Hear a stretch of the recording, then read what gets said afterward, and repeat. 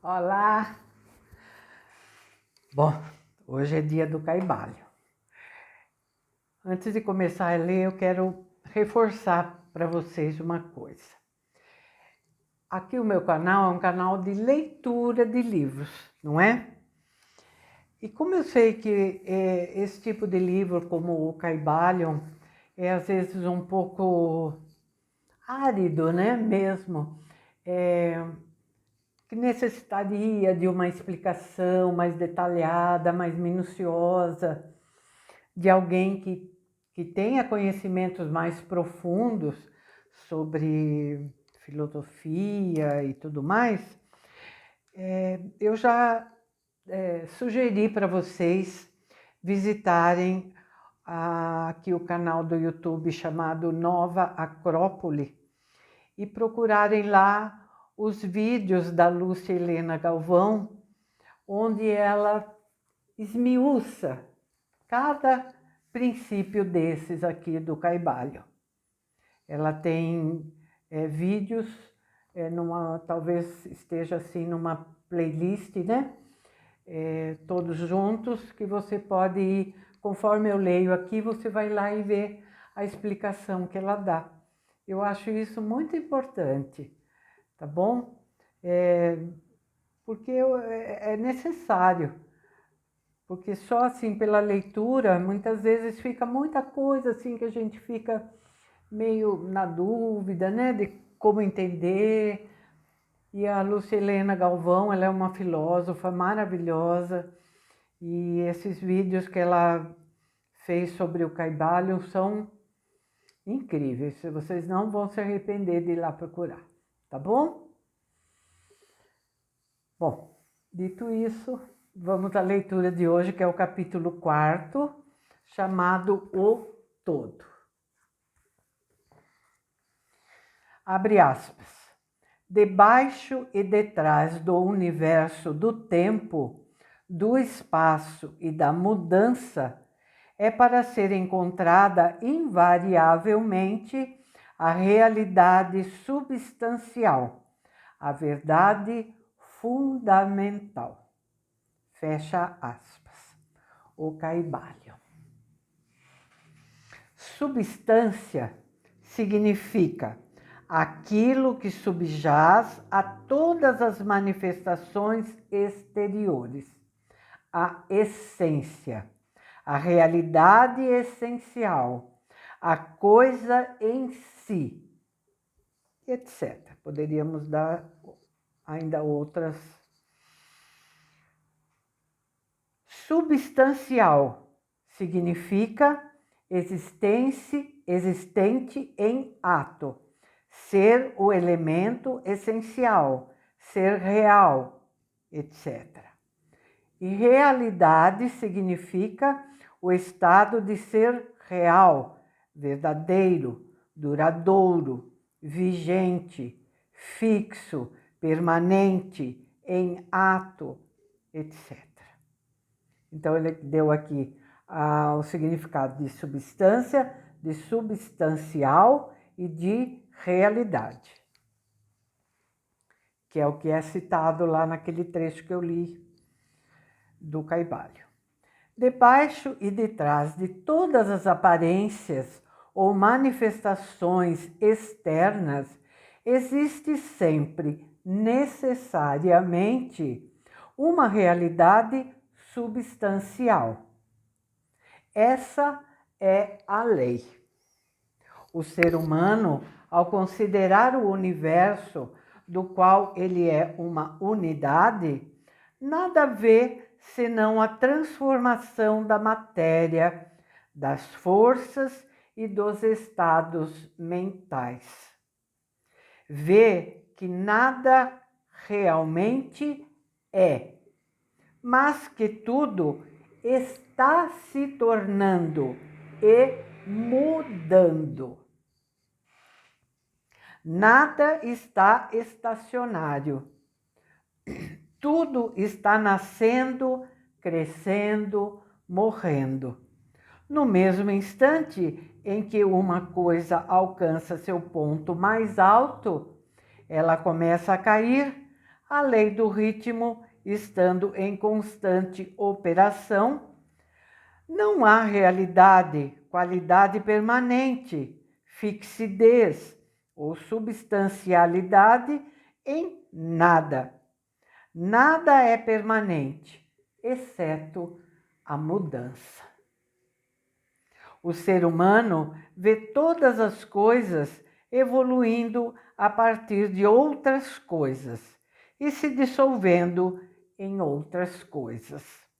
Uma ação e reação constantes. Influxo e fluxo. Edificação e demolição. Criação e destruição. Nascimento, crescimento e morte. Nada perdura exceto a mudança. E se ele é um homem que pensa, compreende que todas essas coisas mutáveis devem ser apenas aparências ou manifestações externas de algum poder subjacente, de alguma realidade substancial. Todos os pensadores em todos os países e em todas as épocas supuseram a necessidade de postular a existência dessa realidade substancial. Todas as filosofias dignas desse nome foram baseadas nesse pensamento. Os seres humanos conferiram a essa realidade substancial muitos nomes. Alguns a denominaram divindade, com muitos títulos. Outros a chamaram de a energia infinita e eterna. Outros tentaram chamá-la de matéria, porém todos reconheceram sua existência. Ela evidencia-se por si mesma, dispensa discussão.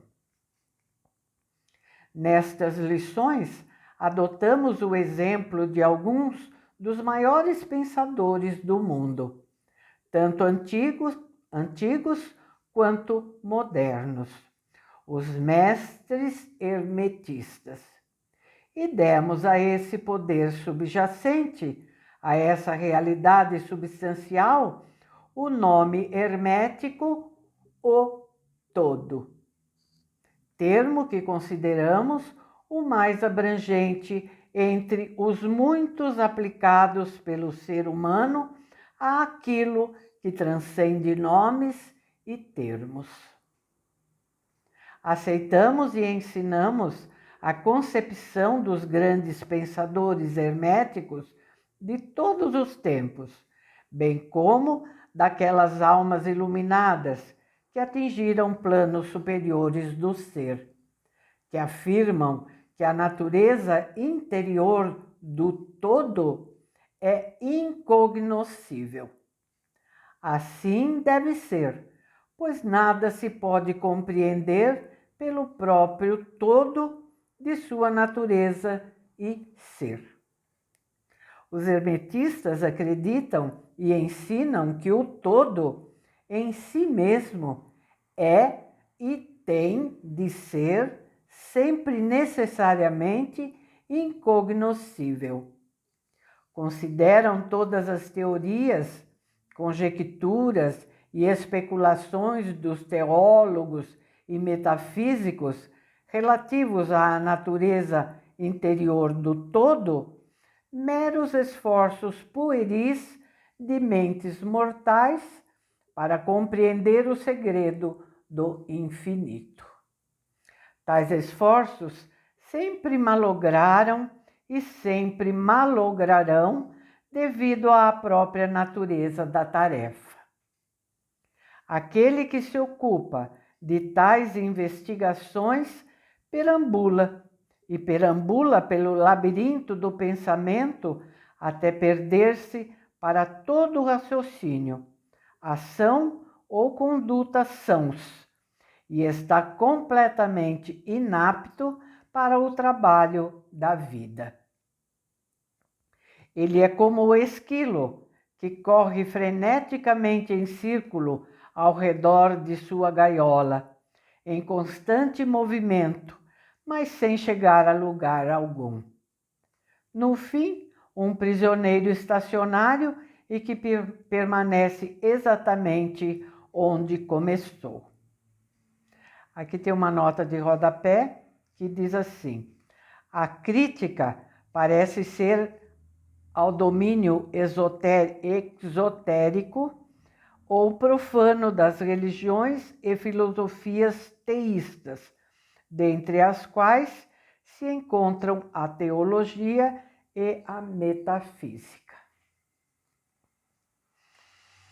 Ainda mais presunçosos são os que tentam atribuir ao todo a personalidade, as qualidades, as propriedades, as características e os atributos de si mesmos, atribuindo ao todo as emoções, sentimentos e características humanos, até as mais tacanhas qualidades da humanidade, como o ciúme, a suscetibilidade à lisonja e ao louvor, o desejo por oferendas e veneração e tudo o mais que sobreviveu desde o tempo da infância da espécie.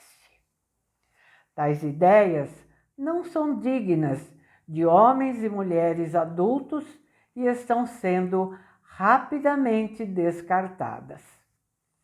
Nova nota de rodapé, que diz: a crítica, mais uma vez, parece ser ao domínio exotérico ou profano da religião e da filosofia, ou teísta, que retrata Deus sob o referencial humano, ou às religiões pura e simplesmente politeístas. É claro que se permanecermos no âmbito do esotérico, a incognoscibilidade do todo é inconteste, como por exemplo na Cabala. Voltando ao texto, neste ponto, talvez seja apropriado para mim, outra nota de rodapé. No original, for me, a impressão é que apenas um dos três iniciados redigiu estas linhas, embora, é claro, com a concordância dos outros dois. Isso a gente considerando que sejam três os autores, né? Os três iniciados, como é denominado aqui. Então, continuando. Neste ponto, talvez seja apropriado para mim afirmar que fazemos uma distinção entre religião e teologia, entre filosofia e metafísica. Religião, para nós, é a compreensão intuitiva da existência do todo e da nossa relação com ele, ao passo que a teologia são as tentativas dos seres humanos de atribuir personalidade, qualidades e características a ele. As teorias dos seres humanos no tocante aos negócios, vontade, desejos, planos e projetos dele, e a suposição humana do ofício de intermediários entre o todo e as pessoas. Filosofia é, para nós, a investigação em busca de conhecimento de coisas cognoscíveis e pensáveis, enquanto a metafísica é a tentativa de levar a investigação acima e além dos limites e para regiões incognoscíveis e impensáveis, e com tendência idêntica à da teologia. Consequentemente, tanto a religião quanto a filosofia são para nós coisas com raízes na realidade, enquanto a teologia e a metafísica parecem caniços partidos, enraizados nas areias movediças da ignorância, e nada proporcionam senão o mais inseguro dos apoios à mente ou à alma do ser humano. Não insistimos para que nossos estudantes aceitem essas definições. Nós as mencionamos apenas para mostrar a nossa posição. De qualquer modo, você lerá pouquíssimo acerca de teologia e metafísica nestas lições. Mas, embora a natureza essencial do todo seja incognoscível, há certas verdades relacionadas à sua existência que a mente humana se vê compelida a aceitar. E um exame dessas informações constitui um objeto próprio de investigação, particularmente na medida em que correspondem às informações dos iluminados em planos superiores. E é para essa investigação que o convidamos agora. Abre aspas. Aquilo que é verdade fundamental, ou seja, a realidade substancial, está além do nomear verdadeiro, mas os sábios chamam-no de o todo, o caibalho. Fechou aspas ali, né? Abre aspas novamente. Em sua essência, o todo é incognoscível. Fecha aspas. O caibalho. Abre aspas. Mas a informação da razão deve ser acolhida com hospitalidade e tratada com respeito. Fecha aspas. O caibalho. A razão humana, cujos dados temos de aceitar enquanto simplesmente pensamos, nos informa o que se segue no que toca ao todo, e isso sem tentar remover o véu do incognoscível. 1.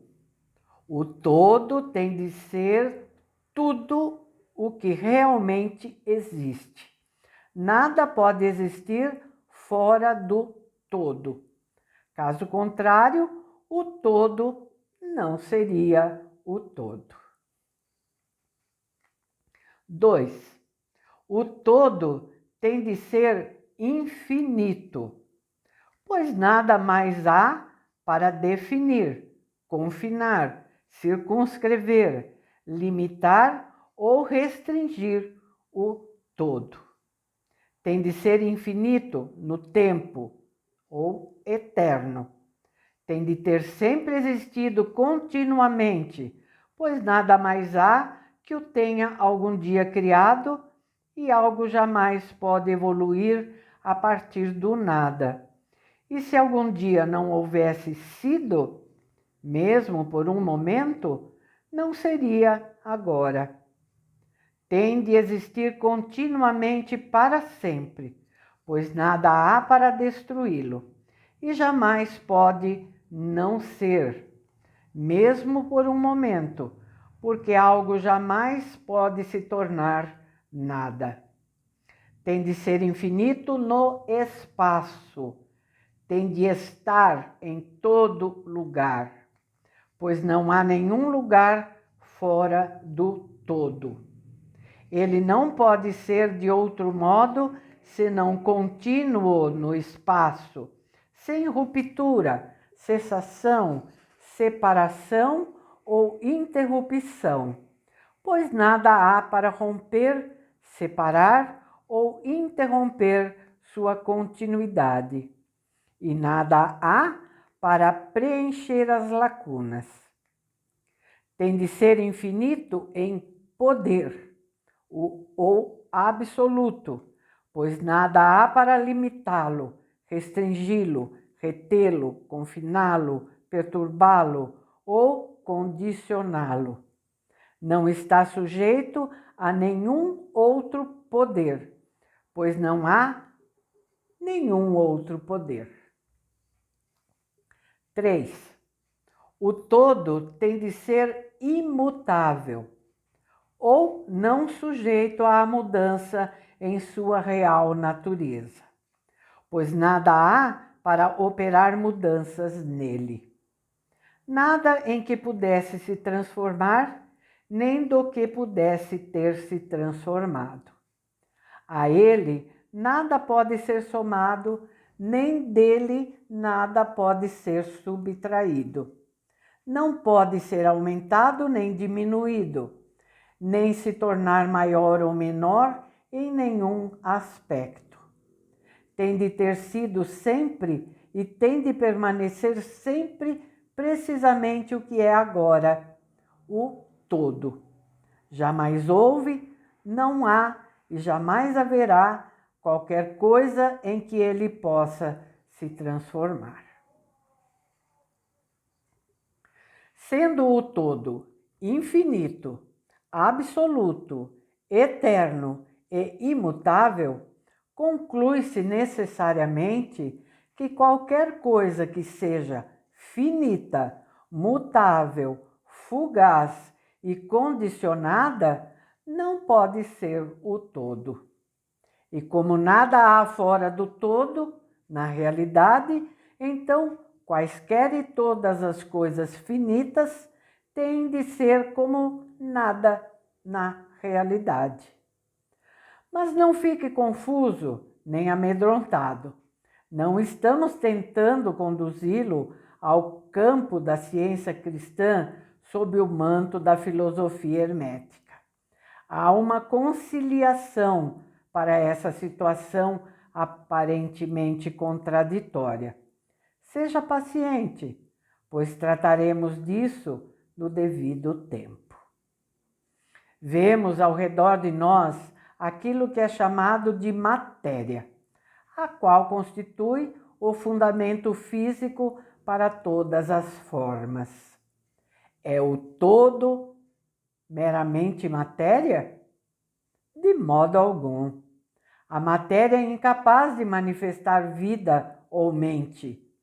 E como a vida e a mente são manifestadas no universo, o todo não pode ser matéria, pois nada se eleva mais alto do que sua própria fonte.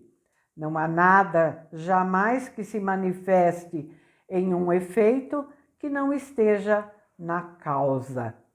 Não há nada que se desenvolva como uma consequência que não tenha sido envolvido anteriormente. E então, a ciência moderna nos informa que não existe realmente essa coisa de matéria, que o que chamamos de matéria é meramente energia ou força interrompidas. Isto é, energia ou força em baixo índice vibratório. Como um autor recente declarou, a matéria se fundiu ao mistério. Até a ciência materialista abandonou a teoria da matéria e agora se apoia na base da energia. Por conseguinte, o todo é mera energia ou força?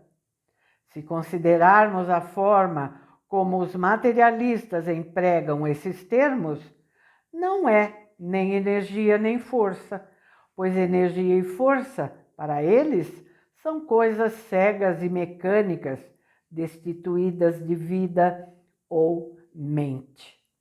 A vida e a mente jamais podem se desenvolver a partir da energia cega ou força cega, pela razão indicada há pouco.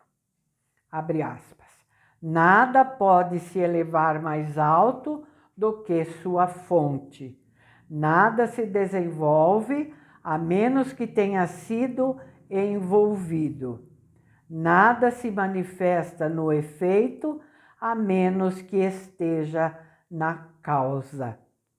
Fecha aspas.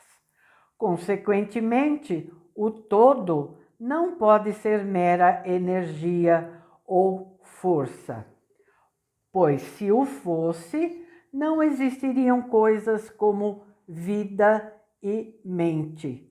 E nós sabemos muito bem que elas existem, pois estamos vivos e empregando a mente para examinar a própria questão em pauta, assim como aqueles que afirmam que energia ou força é tudo. E o que há então que seja superior à matéria ou energia e que sabemos existir no universo? Vida e mente. Vida e mente em todos os seus variados graus de revelação.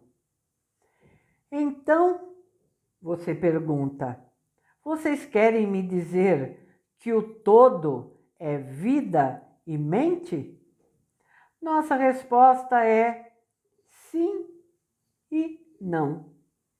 Se você estivesse referindo à vida e à mente como nós, pobres e tacanhos mortais, as conhecemos, diremos que não, que o todo não é isso.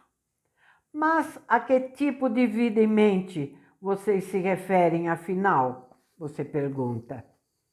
A resposta é mente viva, algo muito superior àquilo que os mortais podem depreender dessas palavras, considerando que vida e mente são superiores a forças mecânicas ou matéria.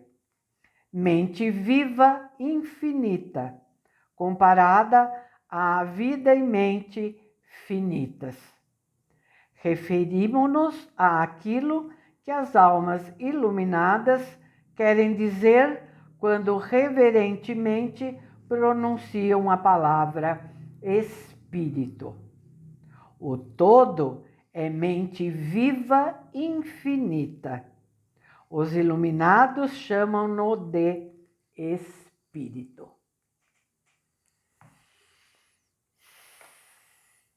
Bom, assim terminou então o capítulo 4.